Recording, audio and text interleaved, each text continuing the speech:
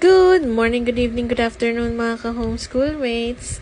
So, today is day 2 ng aming homeschooling level 2.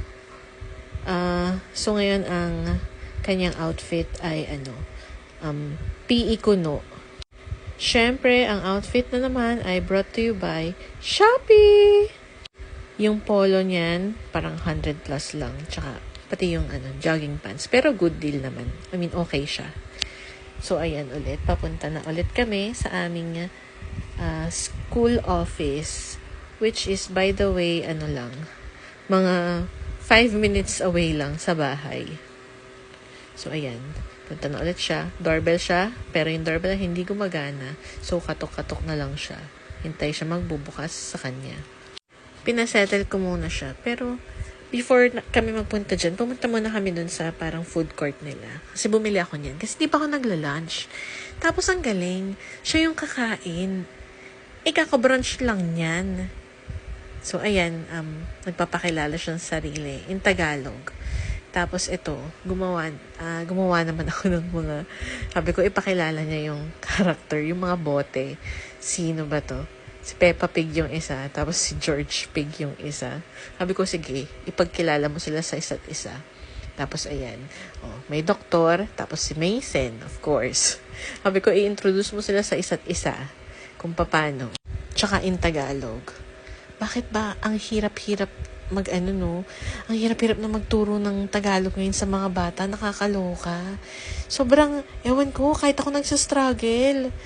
Ang hirap explain, maya i-explain mo pa, ay sasabihin mo muna in English, tapos tsaka mo tatagalogin, tapos minsan parang kahit ikaw mismo wala ng sense, ganun. Tapos ayan, nagpapakilala siya ng mga may katungkulan, si BBM tsaka si chairman of PCSO. Sabi ko, i-introduce mo sila sa isa't isa, ganun. Tapos, ayan naman, 'di ba? May classmates pa, si Douglas Booth, si Mason, tsaka yung nanay ko. So, tapos yung bata, yung pinsan niya, si Taco. Tapos sabi ko, sige, introduce mo si Taco sa kanila. Paano? In Filipino. Tapos ang next guest naman ay, yung isa pa niyang pinsan, si Patricia. Sabi ko, introduce mo yan sa mga classmates mo. Pag homeschooling talaga, kailangan madiskarte ka.